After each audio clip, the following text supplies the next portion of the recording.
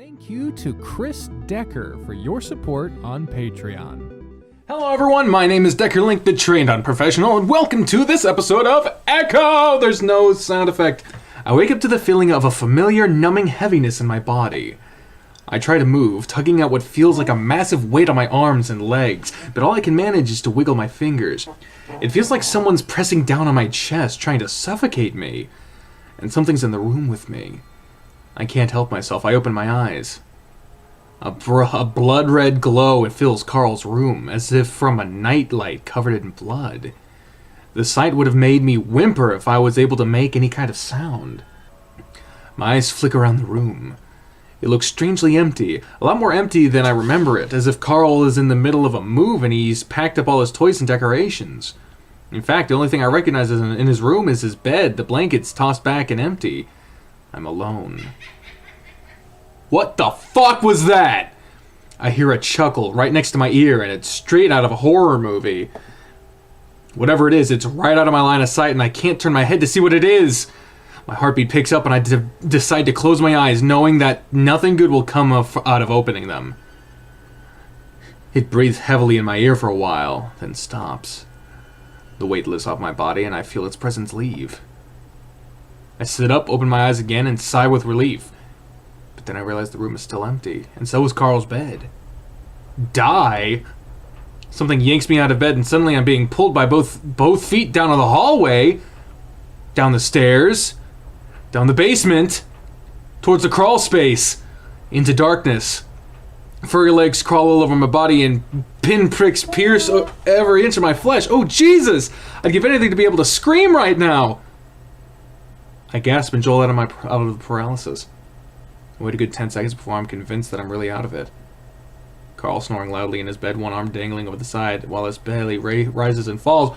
What the shit? I sit up and rub my face, wondering how the hell I'm going to get back to sleep after that. Oh my god. Alright, here comes Friday. Hey, is this useful? I look over at Raven as he holds up what looks like a porcelain canine doll of some kind. Maybe. Again, just set aside the stuff you think might be interesting enough for me to take pictures of. Okay. He puts it to the side and starts digging through the tub rather carelessly, again. I sigh and turn back to the binder.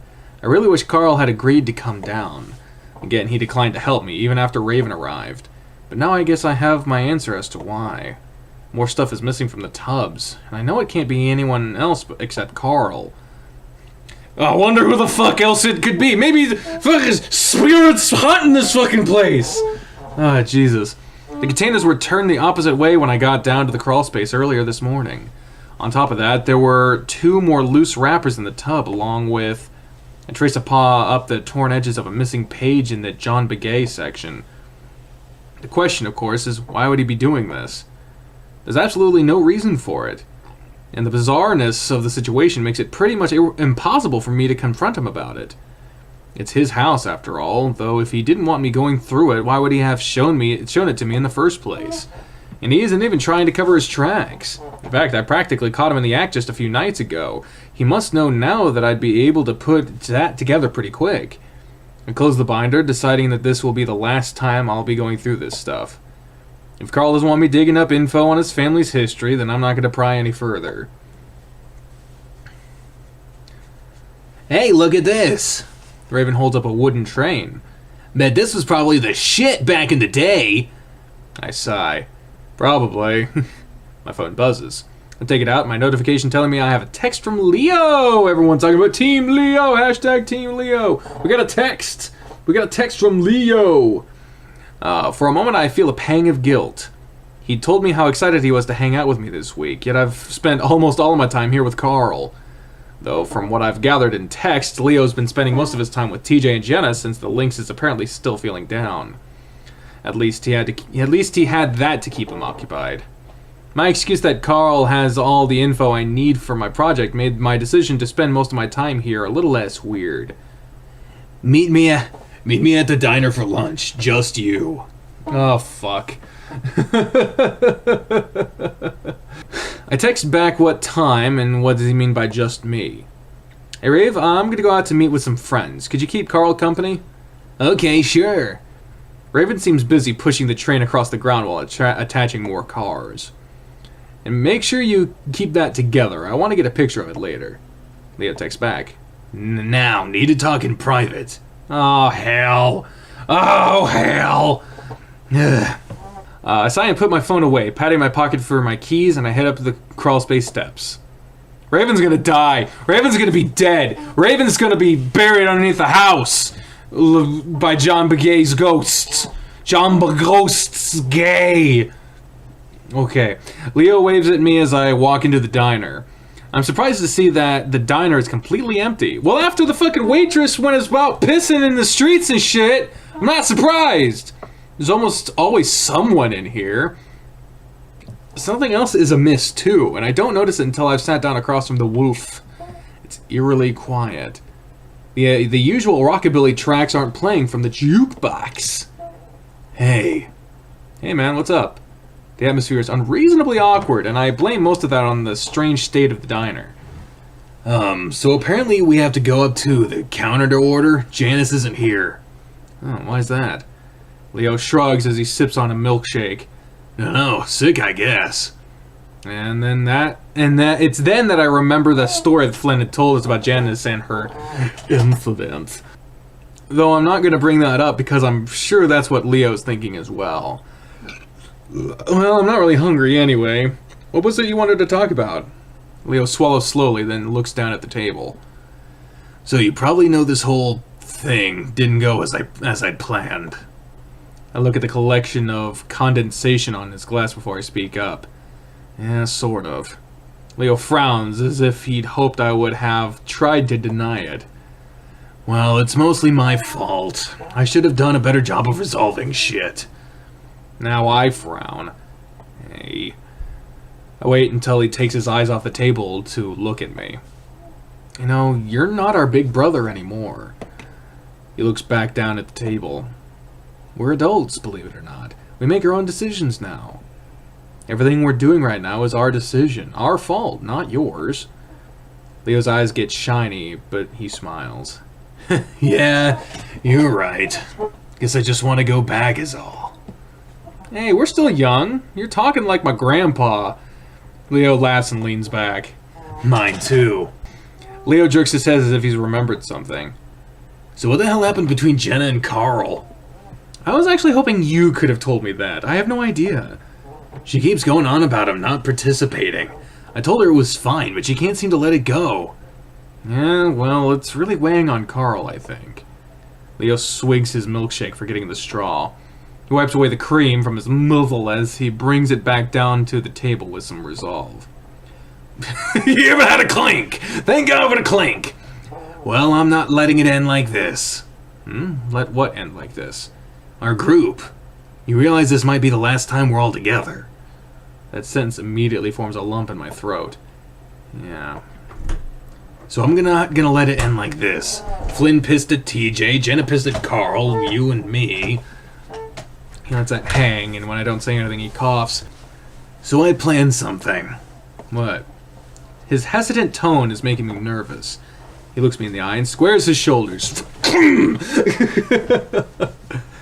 We're going to the lake tomorrow. He lets that sink in as I turn his words over in my head. I suspected that this is what he was getting at. I consider my words for a moment, not wanting to say the wrong thing. I don't know if that's... Leo puts up a paw. I've thought this over real hard, Chase. That day, what happened to Sydney, it fucked us all up, changed us all. Not for the better, either. It took something from us. Leo pauses, looking to the side as if searching for words. Flynn. Sydney was his best friend. And Carl, he's been depressed ever since. I feel the need to speak up. I don't know if you can pin all of that on what happened. Maybe we would have turned out the same. He presses on. TJ, he saw Sydney die. Saw him drown. I knew it! I knew Sydney drowned! Can you imagine that at 8 years old? And Jenna, has she ever been happy since? I shake my head. I've always felt like that experience helped her in a weird way. She decided to go to school, leave Echo. He doesn't seem to be listening to me. And you, I love you. But you did change the day it happened. You're practically a different person. I don't have anything to say to that. And me, His voice catches in his throat and I close my eyes. Leo, I was supposed to be watching all of you. I was supposed to be taking care of... Leo stops talking and I keep my eyes on the table while he grabs one of the brown napkins and wipes his eyes. When he speaks again, his voice is thick and cracks with emotion. His parents never said it, but they trusted me with Sydney. I think they blamed me. No, Leo. He falls silent. For a while we both sit there and share the feeling of being weighed down by 11 years of baggage. A good 5 minutes goes by, Leo staring out of the window. The afternoon sun turns his normally red fur almost orange. We can't do this anymore, and this might be our last chance to find some kind of closure. I take a deep breath, swallowing past the lump. Okay. He looks up at me, relief all over his face. So you'll go? I smile reassuringly at him. Of course. Have you told anyone else? He lowers his ears. No. Oh, God, are you gonna tell them? I don't know. Leo. He does his signature shrug, paws out. I really don't know how else to get them to go. And there's no way this isn't gonna be a disaster. Hey, we gotta try. I guess. So can you bring Carl with you? I think for a moment.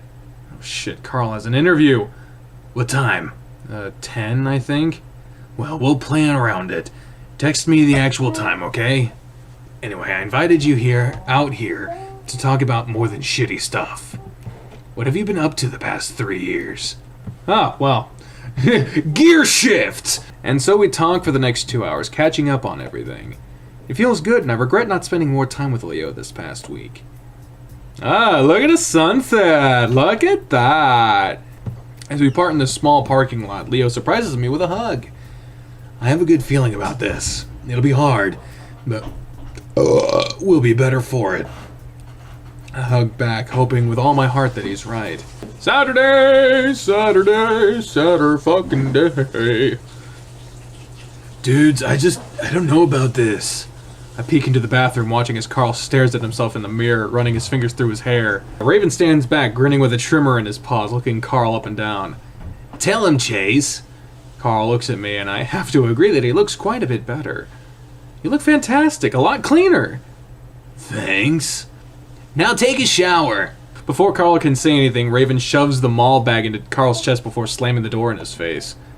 Man, this is gonna be great. If the interview was based on looks alone, he'd have the job locked. Yeah, probably. And so with that, we move to the living room and wait. Half an hour later, Carl shuffles in quietly. We don't even know he's there until he clears his throat. Oh, look at you! Holy shit! God damn, look at him! Oh, look at it, fucking, and the thing, and the, oh, he looks good. He looks professional. He doesn't look comfortable, but he looks nice. So, how does it look? He looks good, but I'm more concerned with the fact that he looks more insecure than I've ever seen him. He's just from hoof to hoof, not making eye contact at all, his fingers pulling at his rolled up sleeves. Oh my god, that looks fantastic! There's no way you don't get that job now! Raven sounds genuine enough, but then again, he's always excited. Carl looks over at me, and I give a start. I don't know, realizing how bad my silence must have seemed. What? You do look great, Carl! But, Raven chuckles and Carl's eyes widen. What? The beanie. Do you always wear that thing? Carl lifts a paw to it. Usually. You can't wear that. How do you even get it on? It's stretchy, and my head fur looks awful. Seriously? You can't wear a beanie to an interview. Carl's getting all fidgety again, so I butt in. I'm saying, wear it. Hey, I actually think it looks kind of nice with everything else you've got on. Carl glances at me, but stops fidgeting with the beanie. Raven looks at me, then back to Carl. Well, all right.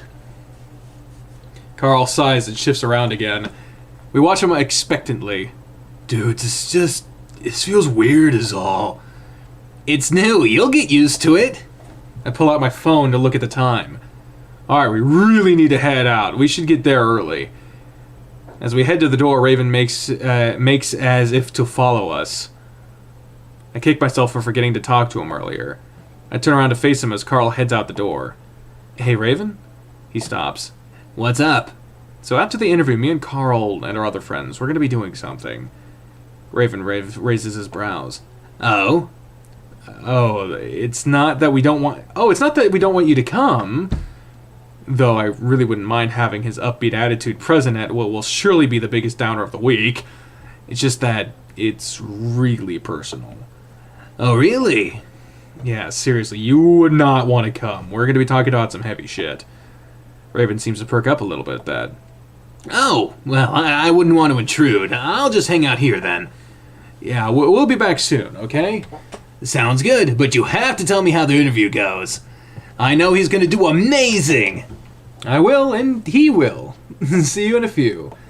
Carl looks confused as I come out to the car alone. Where's Raven? I sit down and make a show of buckling my seatbelt. Buckle the seatbelt, they're gonna do the things. So, I wanted to tell you this after the interview so you didn't have more to stress out over. What? I pause as I back out, pretending to be so distracted I can't gather my thoughts. So,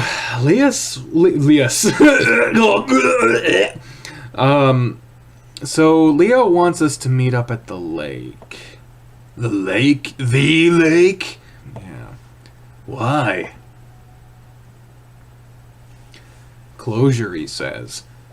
Carl stays quiet as we drive through Echo, and I swerve to avoid all the potholes.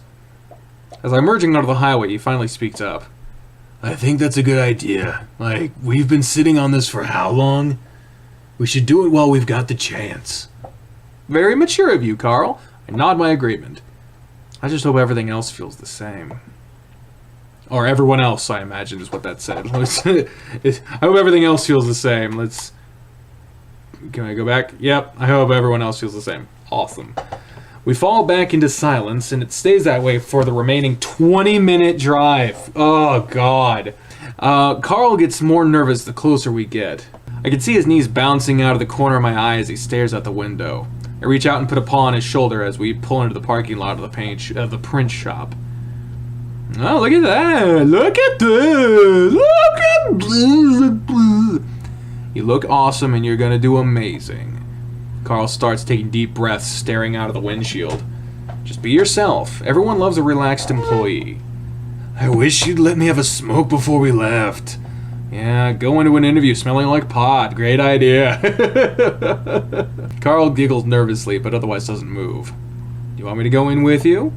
Carl shakes his head quickly, unbuckling his seatbelt before he opens the car door. No, man, I'll be fine. Okay, cool. I'll be waiting. I grin at him, but he just shuts the door and ambles up to the print shop. He pushes on the doors, and when they don't move, he pushes harder, shaking the glass. I start to open my door to tell him to pull instead, but he seems to figure it out before I have to, and he disappears inside. Oh, Carl. And then I sit back and wait. I try to take a nap since I've been up all night with Raven and Carl gaming, but the heat beating down through the windows becomes too uncomfortable. I turn the AC back on, then shuffle through the stations, but I only find twangy country and mariachi. I look at the time. 10:10 a.m. If the interview started on time, then he was probably almost done with it by now. I sort of want to go inside, but I know Carl wouldn't want me to. I settle back again and close my eyes, trying to get some relief from the failing AC. Then the door rattles and I hear haphazard hoof steps. I open my eyes, but no one's there. I do catch some movement disappearing around the side of the store, and I lean around to get a better look. Oh wait, but Carl, at least I think it's Carl, doesn't come back around from the corner. Looking around, I slowly open my door. Carl? Nothing. Carl! I yell it, but he still doesn't come out. Feeling some dread build up in my stomach, I get out of the car and slowly walk around the side of the building. Is he smoking? It's an alley between the print shop and what I think is a laundromat. Nothing in the alley except for a few dumpsters and clumps of garbage. I step carefully around the puddles covered in oil slick and wonder if maybe he just really wanted to smoke. Carl? Something shifts on the other side of one of the dumpsters and I hear sniffling. Wordlessly, I walk around to the dumpster and then on the other side. Carl's bent over, his back to me, paws on his knees. Oh no. His whole body is shaking and his breaths are ragged. Holy shit, Carl! I'm at his side instantly, rubbing his back. What happened? Are you alright? The stench of vomit hits my nose as I don't need to look closely to see. Let's see what the puddle between Carl's hooves is. Carl makes sure to turn his face away from me, not saying a word. Shit. I dash back to the car and open my passenger door so I can get to the glove box. I pull out a few napkins before hurrying back to the Ram. He takes them from me wordlessly and starts wiping his face. The last time I'd seen Carl like this was just last year when he'd had his panic attack at school. I didn't think he'd have that problem now after all the therapy and time away. He tried to rub his back comfortingly in a clockwise motion like my mom would do for me. He's at least not hyperventilating. He has his horns pressed up against the wall, taking deep breaths as he wipes his face again. Why do I suck at everything? He says it. Oh, he says it quietly. Damn it! That's the thing about this game. It never says how something is said before they say it. He says it quietly between gasps, but I can make it out. No, Carl, you're fine. Let's just get you home. I start to pull on his arm, but he yanks it from me violently. Don't touch me! I'm stunned into silence. I just stare at him, mouth open. He glances at me and his eyes are red, and for once, it's not because of weed. Carl starts off towards the car on his own, spitting off to the side as he does. Carl, what happened? He whirls on me.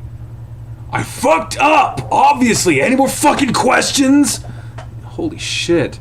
His voice breaks apart on the last sentence and he turns away from me as his face starts to screw up.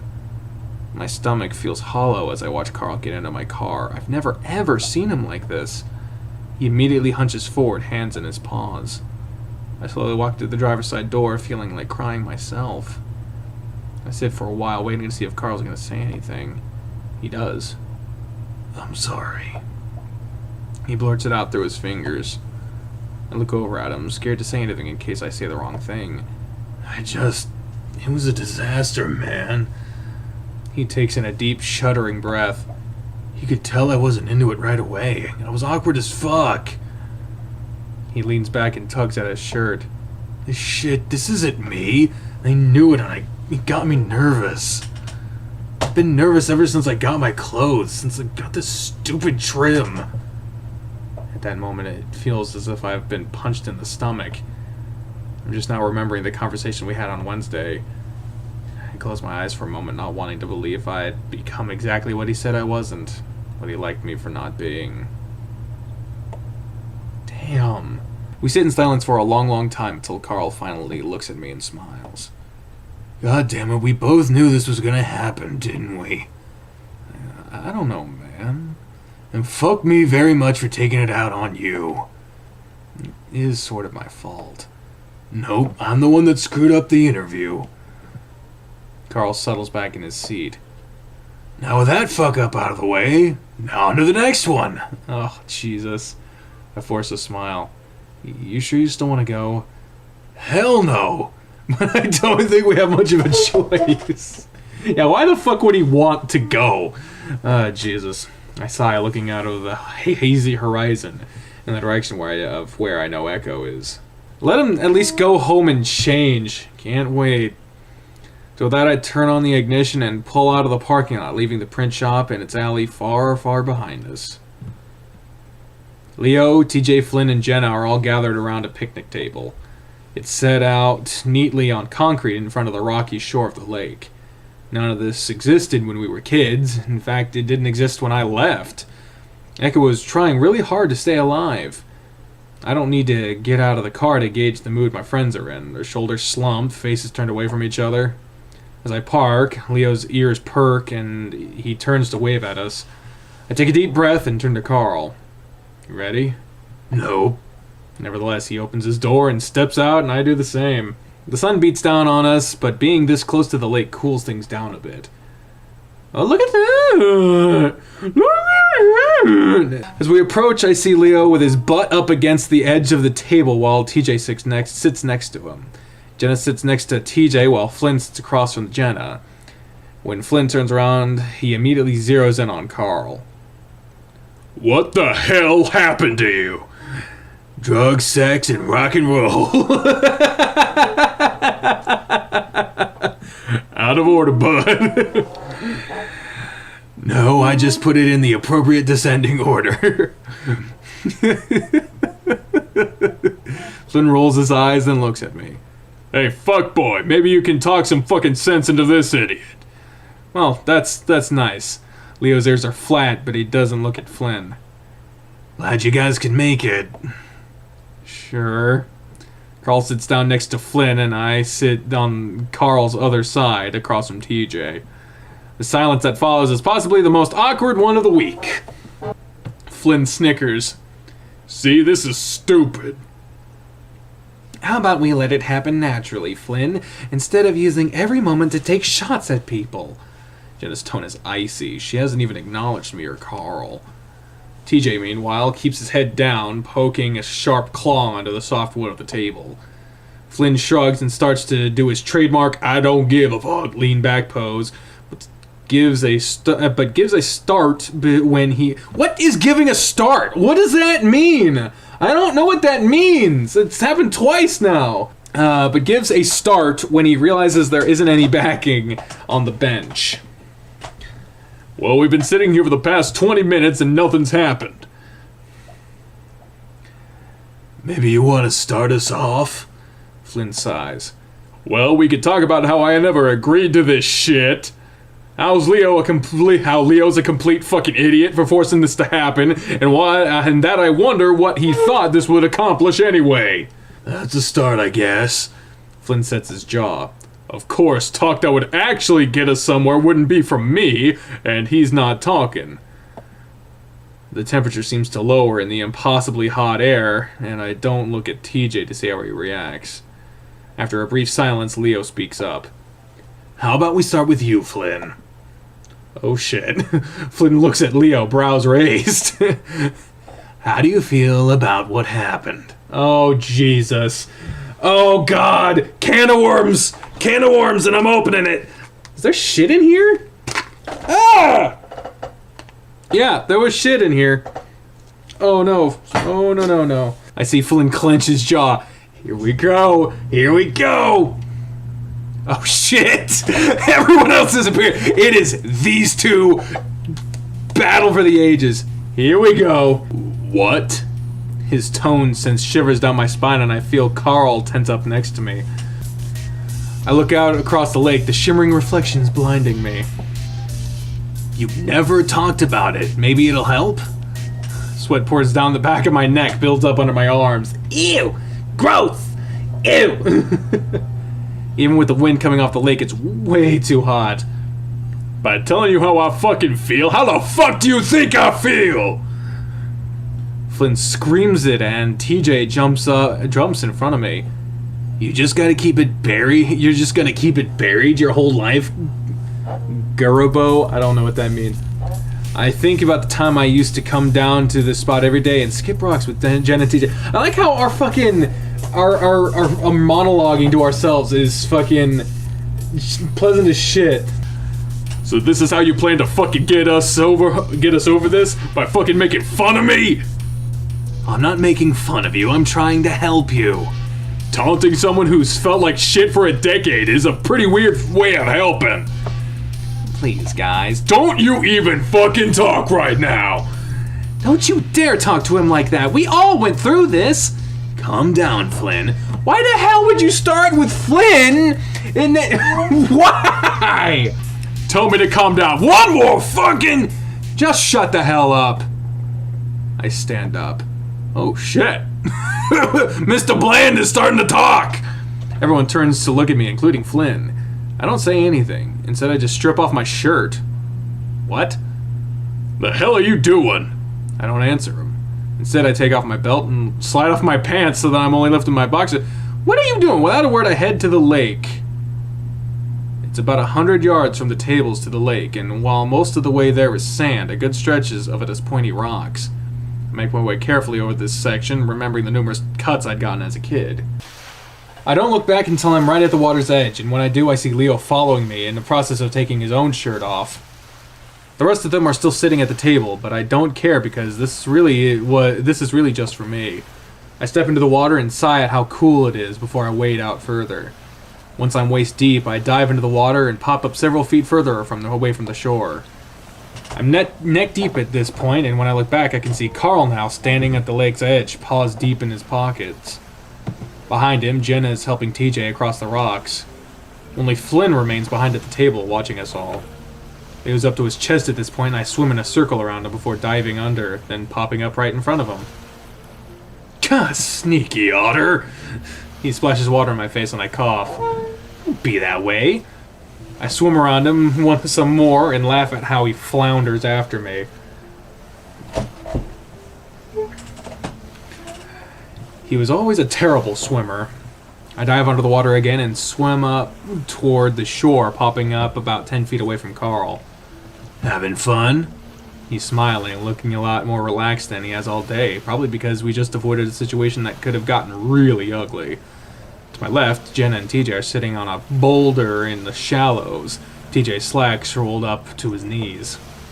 Him and Jenna seem to be talking, so I decide not to play the same trick on them as I did with Leo.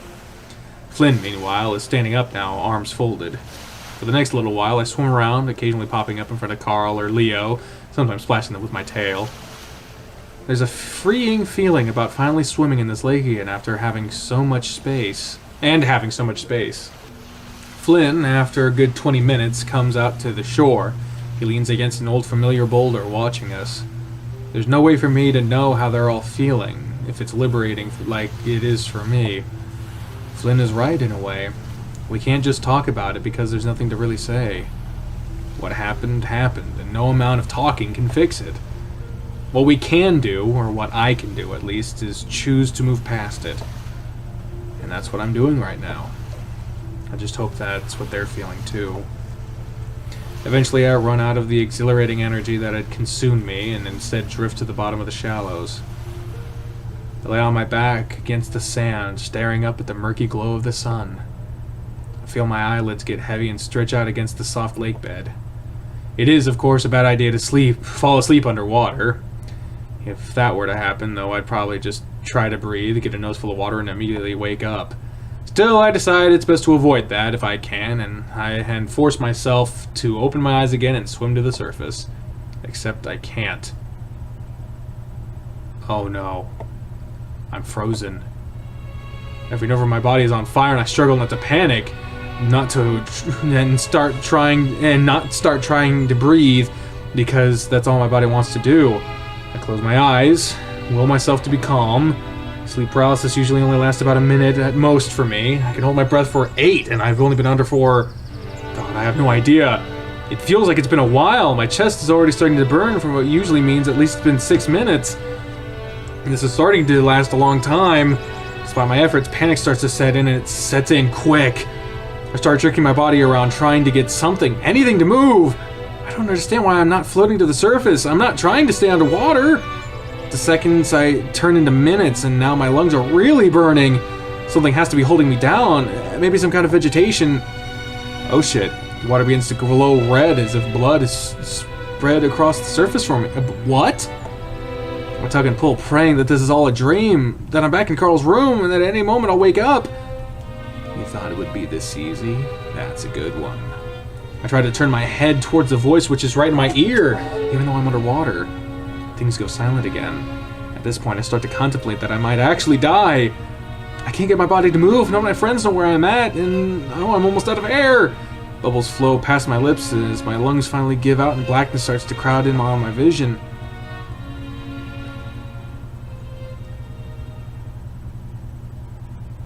What the fuck?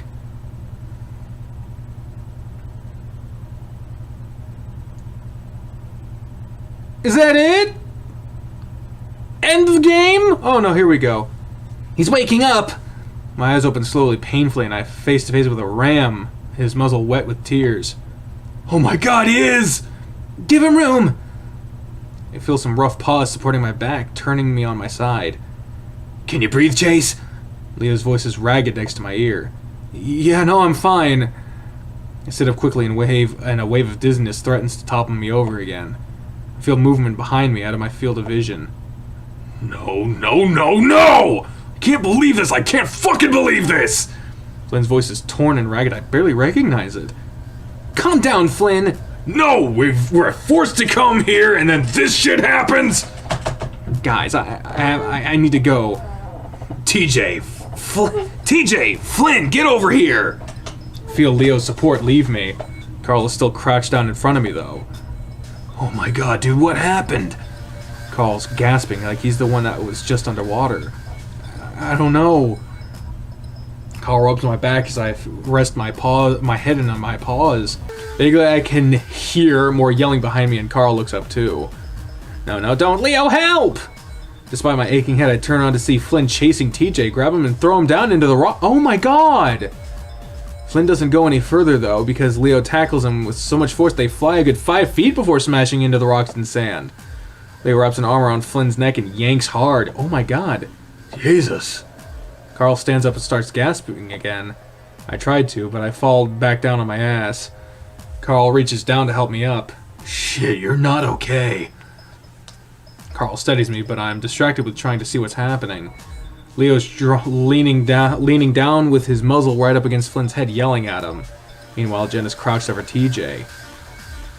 Carl starts to breathe heavily again, his wheezing picking up speed. I look over at him, his eyes are glazed as if he's watching over everything from afar. Oh, Carl, what's wrong? I don't want him to be having another panic attack. I know I should probably stay and try to help, but I feel so fucked up right now. Besides, I don't think it'll help if Carl has a breakdown. I grab his arm. Let's get out of here, Carl. He looks at the scene a while longer, then turns away. Without another word, we make our way back to the car. I get in, barely noticing that I'm drenching the seat. Looking through the windshield, I see that my friends are still in the same position that we left them. Except Jenna. She watches as we pull out and keeps watching us until we're out of sight. Oh, shit. Carl stays in his glazed state as we make the short drive back to his house. I can't give him much attention, though. I'm more preoccupied with the fact that something terrible just happened. Not only to me, but the entire group. Maybe this is a dream? Everything feels so surreal right now, like I'm watching all of this happen from 100 miles away. I don't know. Look at Carl, but his expression is still glassy. He looks exactly like how I'm feeling. What's wrong, Carl? I don't know. You don't? I'm cut off as a large coyote suddenly runs out into the street. She's a good distance down the road, so there's no danger of me hitting her. Watch as she tears out into the sagebrush, zigzagging about, arms flinging out in all directions. Carl and I both watch her as we pass, silent. Something's happening in this town. To all of us. As we get in the house, Carl heads straight for the stairs. Carl! You guys back? How'd it go? Oh, fucking Raven's still here. Raven's voice calls from upstairs. Ray, something's wrong. Huh? What's wrong? I don't answer as I walk to the stairs. Carl just disappeared down. Once I get there, he's already gone. I make my way to the stairs, and it's at that point that my headache starts to make a comeback. Carl? He's not in the basement either, but I can see the yellow light glowing from the crawl space. Something, I don't know what it is, but something feels incredibly wrong right now. But the music is nice and cheery and super fun. Buzzing fills my head, the ground feeling unsteady as if I'm walking on sand. Once I find Carl, we're both going to the hospital. I stumble down into the crawl space, and again, Carl's not there. I'm greeted with the familiar row of tubs, but a stack of them has been pulled away from the wall. Carl, what? I fall silent because ahead of me is a hole. About 3 feet high and 2 feet wide. The hell, Carl? Plaster covers the tarp around it as if the wall had been bashed violently to create the hole. Did Carl go through it? Getting on my paws and knees, I look into it, but the darkness is inky and so black I swear I can touch it. As I crawl forward, my mind gives a violent jolt and I arc my head back, teeth bared as my face spasms. and then I fall. And it feels like I fall forever. What the fuck? What the fuck? What the fuck? What's happening?